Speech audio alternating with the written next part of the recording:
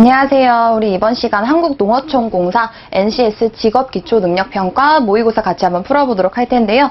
자, 이번에는 이제 언어 논리 파트에 관해서 같이 한번 공부를 해보려고 합니다. 자, 언어 논리 영역에서는요, 크게 이제 어법 파트와 독해 파트 두 가지로 이제 나누어지게 될 텐데, 어법 파트 안에서는 이제 맞춤법이라든가 아니면 어휘와 관련된 내용들, 뭐 다이어, 동음이어 이렇게 관련된 내용들이 주로 등장을 할 거고요. 그 다음에 독해 파트 같은 경우는 기본적으로 내용 확인 문제, 아니면 전개 방식과 관련된 문제 등등이 나오고 있습니다. 우리 문제 유형 같이 파악해 보면서 접근하는 방법, 그 다음에 문제를 풀어가는 연습까지 같이 한번 들어가 보도록 하겠습니다. 먼저 1회 같이 한번 보도록 할 거고요. 첫 번째 문제는 어법 파트와 관련된 문제고, 우리 해당되는 단어에 대한 설명으로 적절하지 않은 것을 골라라 라고 하면서 어휘와 관련된 문제들이 제시가 되어 있어요. 자, 어휘와 관련된 문제들이 나왔다 하더라도 그러니까 전체적인 처음부터 끝까지 지문을 꼼꼼하게 확인하지 않으셔도 되거든요. 기본적으로 체크가 되어 있는 기역부터 미음까지 체크가 되어 있는 기준으로 봐서 앞뒤에 있는 내용을 중심적으로 살펴보시면 되겠습니다. 같이 한번 보도록 할게요. 첫 번째는 폐지라고 하는 단어가 제시가 되어 있고요. 한자를 읽으실 수 있는 분들은 조금 더 용이하게 들어가겠지만 한자를 굳이 정확하게 파악하지 않아도 우리가 앞뒤에 문맥을 한번 따져보도록 할게요. 첫 번째 폐지라고 하는 건 여기 나와 있는 것처럼 실시하여 오던 제도나 법규, 일 따위를 그만두거나 없앤다라고 하는 의미를 나타내주고 있대요. 그러니까 기존에 가지고 있던 내용 자체를 없앤다라고 하는 내용으로 다가가 보시면, 자, 앞에 있는 거 보시면 사용제도라고 하는 게 보이실 거예요. 이미 기존에 있었던 제도를 없앤다라고 하는 의미의 적절한 어휘의 선택이었다라고 보실 수가 있겠습니다. 자, 그 다음에 니은은요, 존폐와 관련된 내용이었고요. 존속과 폐지를 아울러 이르는 말이다. 자, 기존의 것을 유지하겠다, 아니면 기존의 것을 없애겠다라고 하는 두 가지의 내용이 같이 들어가 있는 존폐에 대한 어휘를 보시면, 자, 그동안 사용제도의 존폐에 대해서 계속해서 유지를 할 것이냐, 아니면 없앨 것이냐와 관련돼서는 상반된 입장, 서로 다른 의미를 가지고 있기 때문에 존폐라고 하는 어휘도 적절하게 들어갔다라고 볼 수가 있겠네요. 자, 그 다음에 3번 보시면 오판, 잘못 보거나 잘못 판단한다 또는 잘못된 판단이다 라고 나타나 있습니다. 자, 사용 폐지론자들은 사용제도가 인간 생명의 불가침성에 반하고 오판 가능성이 있다는 이유로 폐지하자고 주장해왔다. 적절한 판단이 아닐 수 있기 때문에 이 적절하지 않은 잘못된 판단에 대해서는 폐지를 주장하고 있다라고 하는 내용으로 역시나 적절하게 연결이 되고 있네요. 자, 억제라고 하는 단어 보시면 어떤 자극에 따라 생리적, 본능적으로 일어나는 현상이다라고 이야기하고 있습니다. 자, 억제라고 하는 거는요, 여기서 이제 제한하고 있다라고 하는 거, 더 이상 이루어지지 못하게 누르거나 막고 있다라고 하는 의미로 해석이 들어가야 될 텐데요. 발생하고 있다, 일어나고 있다라고 했으니까 여기에서 보시면 선지 자체가 지금 적절하게 연결되고 있지 않음을 확인해 볼 수 있습니다. 따라서 정답은 4번이 될 텐데요. 이 억제가 들어가 있는 이 문맥 같이 한번 먼저 확인을 해보도록 하겠습니다. 자, 사용제도는 범죄를 억제하고 있다는 이유로, 그러니까 범죄를 발생을 막아버리고 있다, 낮추고 있다라고 해야 되겠죠. 근데 일어나고 있다라고 했으니까 역시나 적절하지 않는 설명으로 확인이 되겠네요. 자, 제거한다, 없앤다라고 하는 거는요, 법 규정을 완전히 제거함으로써 사용제 폐지를 입법적으로 제도화하는 것이다 라고 하는 내용도 적절하게 연결이 되고 있습니다. 자, 여기 나와 있는 선지 먼저 확인을 해보시고 그 다음에 문맥적으로 적절하게 들어갔는지 연결해 보시면 어휘 파트와 관련된 문제들 우리가 해결할 수 있을 것 같아요. 자, 다음 문제 넘어가 볼 텐데요. 다음 문제는 어법에 어긋난 문장의 개수를 찾아라 라고 하는 맞춤법 관련된 문제들이 제시가 되어 있습니다. 자, 우선은요, 여기 제시되어 있는 문장 하나하나를 처음부터 끝까지 한번 따져보여야 될 텐데요. 그러니까 전체 문장에 대해서, 그러니까 문장의 흐름을 보는 게 아니라 지금 같은 경우는 어법에 어긋난 거, 우리 맞춤법과 관련되어 있는 내용이기 때문에 단어 하나하나에다가 초점을 둔다라고 생각을 좀 해보시고요. 자, 단어를 확인할 것, 그 다음에는 호응 관계를 확인할 것, 이 두 가지에 유념을 해 두셔야 됩니다. 단어는요, 적절한 단어가 적절하게 들어가 있느냐, 그 다음에 호응 관련해서는 이제 주어와 서술어의 연결이 적절하게 들어가 있는지, 아니면 꾸며주는 부사어와 서술어의 연결이 적절하게 들어가 있는지를 좀 따져주셔야 될 것 같습니다. 자, 첫 번째 기억에 있는 문장 보시면, 로마 시대의 법률가들은 원칙에 따른 일관성보다는, 그러니까 이러한 것들을 좀 주의해 주셔야 돼요. 연결해주고 있는 이러한 접속어와 관련된 것들은 조금 더 주의하셔야 되겠습니다. 자, 원칙에 따른 일관성보다는 현실적인 고려를 중시하였다. 자, 그러면 이 보다는이라고 하는 이 표현 하나 때문에 앞과 뒤에 있는 내용이 비교 관계에 놓여져 있구나라고 하는 걸 우리가 찾아볼 수 있을 텐데요. 자, 일관성보다는 현실적인 고려를 중시하였다. 자, 이 두 가지가 비교가 되고 있는 상황, 적절하게 연결이 되어 있다라고 볼 수가 있겠습니다. 자, 니은을 보시면 국가의 재정 수입이 지출액에 미치지 못하고 있다.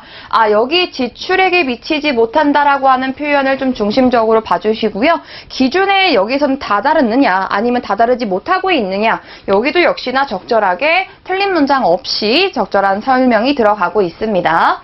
자, 디귿을 보시면 겉으로는 정상적으로 보이는 세계라 하더라도 그 내부를 들여다보면 어두운 측면이 비일비재하다. 자, 여기서는요, 비일비재라고 하는 요 단어의 첫 번째 포인트 두시고, 그 다음에 역시나 뭐뭐라 하더라도 라고 하는 이러한 접속 표현들을 중심적으로 비교해 보시면 역시나 틀린 부분은 없다라고 보여지고 있네요. 자, 이 비일비재라고 하는 뜻은요, 한 번 일어나고 있는 게 아니라 여러 번 발생했다라고 하는 뜻을 가지고 있기 때문에 내부를 들여다보면은 어두운 측면이 다양하게 여러 번 등장하고 있다라고 하는 적절한 어휘 선택이 들어갔다라고 볼 수가 있겠네요. 자, 리을 보시면 예술의 본질은 순수한 심미적 가치의 구현이지만, 자, 구현이지만이라고 하는 이 이지만의 표현은요, 하지만이라고 하는 접속 표현이 포함이 되어 있습니다. 자, 그 얘기는 앞에 있는 내용과 뒤에 있는 내용이 상반된 내용, 반대의 내용을 다룰 것이다 라고 하는 하나의 힌트라고 봐주시면 될 텐데요. 자, 그렇다는 이야기는 예술의 본질 자체가 순수한 심미적 가치에 있지 않다라는 뜻이 되면서, 자, 뒤에 있는 걸로 넘어가게 되죠. 진리 매개라는 이질적 목적이 개입함으로써, 자, 두 번째 포인트는 개입함으로써, 자, 로서와 로서 두 가지를 비교해 주시면 될 텐데요. 자, 기본적으로 이건 하나 짚고 넘어가도록 하겠습니다. 자, 뭐뭐로서라고 하는 건 무엇인가의 수단과 방법으로 이용이 된다라고 하는 뜻을 가지고 있고요. 그 다음에 로서로 활용이 되고 있는 건 자격이나 의무를 나타낼 때 사용하고 있는 방법입니다. 그래서 이 두 가지의 표현 헷갈리지 않게 잘 정리해 두시고요. 자, 그러면 여기서는 이 목적이 개입함으로써 라고 했으니까 자격이나 의무보다는 수단과 방법의 연결이 좀 더 적절하다라고 볼 수가 있겠죠. 적절하게 쓰였고요. 예술의 자율성이 훼손된다 라고 하는 표현 역시나 틀린 게 없네요. 자, 마지막에 있는 미음을 보시면 철수야, 여기까지 틀린 거 없죠. 저녁 먹으러 어디로 간대? 자, 이 부분에 갑자기 좀 눈이 가실 거예요. 뭔가 좀 이상해 보이기도 하고 우리가 많이 헷갈려하는 이 대로 끝나는 거와 아니면 어이로 끝나는 거, 이 두 가지의 비교가 여기에서는 포인트가 될 텐데요. 자, 여기에서의 위에 쓰여 있는 이 I로 쓰여 있는 대 같은 경우는 뭐뭐 한다고 해. 자, 이 표현의 줄임말이라고 봐주시면 되겠습니다. 자, 저녁 먹으러 어디로 간대, 어디로 간다고 해, 이렇게 적절하게 연결이 되어 있다라는 거죠. 자, 여기에서 이 대어이로 쓰는 표현 같은 경우는요, 내가 직접적인 경험, 내가 직접 보거나 직접 들었을 때 표현하고 있는 방식입니다. 자, 근데 철수야 저녁 먹으러 어디로 간대? 라고 물어보는 거는요, 자, 내가 직접 듣지 않는 누군가에게 그걸 물어보고 있는 거기 때문에 간접에 대한 표현이라고 생각을 해주시면 되겠습니다. 이렇게 내가 직접 보거나 직접 경험한 것은 어이, 아니면 누군가에게 간접적으로 들은 표현은 I라고 써주시면 될 테고요. 자, 그래 따라서 우리가 적절하게 표현이 됐다라고 봐주시면 되겠습니다. 자, 기역부터 미음까지 어법이 틀린 부분이 없기 때문에 정답은 1번 영계로 선택을 해주시면 되겠네요. 자, 첫 번째 아까 말씀드린 것처럼 단어 확인하기, 그 다음에 적절하게 연결이 되어 있는지 흐름이나 호응 관계 파악해 주시는 이 두 가지의 중점을 두시면서 어법을 파악해 보시면 되겠습니다. 다음 문제 넘어가 보도록 할게요.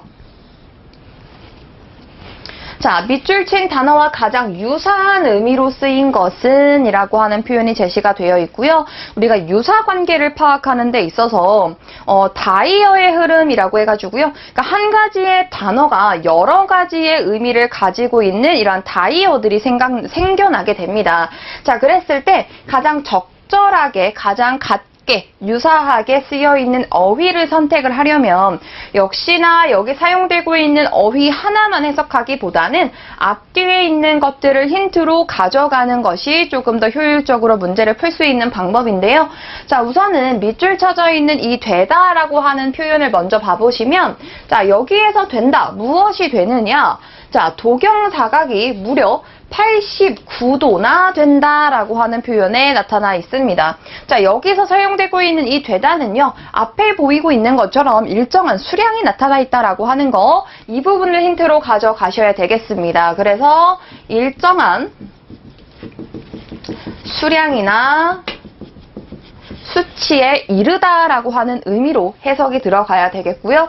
자, 이와 관련된 선지를 한번 체크해 보시면 가장 쉽게 접근할 수 있는 방법은 우선 앞에 있는 수치, 수량을 찾는 겁니다. 자, 1번부터 5번까지 봤을 때 앞에 수량이 제시가 되어 있는 건 5번 하나밖에 없다라고 하는 거 볼 수가 있겠고요. 따라서 정답은 5번 간략하게 나올 수가 있겠습니다. 자, 이 안에 찬성하는 사람이 50명 정도가 되는 일정한 수치에 이르게 되었다라고 하는 표현으로 가장 유사하게 선택할 수 있는 정답은 5번이 되겠습니다. 자, 1번 보시면은요. 앞에 보시면 안심이라고 하는 단어가 제시가 되고 있어요. 안심이 된다라고 하는 여기서의 되다라고 하는 표현은 어떠한 심리적인 상태에 놓이다라고 하는 뜻을 가지게 되는 거고요. 자, 그 다음에 여기도 마찬가지 인격이 되다라고 하는 표현 제시가 되어 있습니다. 그래서 심리랑은 좀 연결이 되는 건 좀 어색하죠. 그래서 어떤 인격이나 인품에 이르게 되었다. 어떤 사람으로서의 품격을 지칭할 때 쓰고 있는 표현이다라고 봐주시면 되겠습니다. 자, 3번을 보시면 아우가 됩니다 라고 하는 표현이 나타나 있죠. 그래서 어떤 사람과 어떤 관계를 맺고 있다라고 하는 표현으로 사용되고 있는 되다고요. 그 다음에 여기서 밥이 너무 되다. 여기서 너무라고 하는 건 의미랑 적절하게 좀 연결하기 어렵기 때문에 무엇이 되었는지를 찾아보면 밥이 되다라고 하는 표현. 그래서 좀 물이 적어서 뻑뻑하다라고 하는 표현으로 사용될 때는 4번을 선택해 주시면 되겠습니다. 그래서 앞에 있는 걸 힌트로 가져가셔서 선택지에 있는 요 힌트를 찾아주시고 정답을 찾는 게 가장 효율적이고 빠르게 정답 선택할 수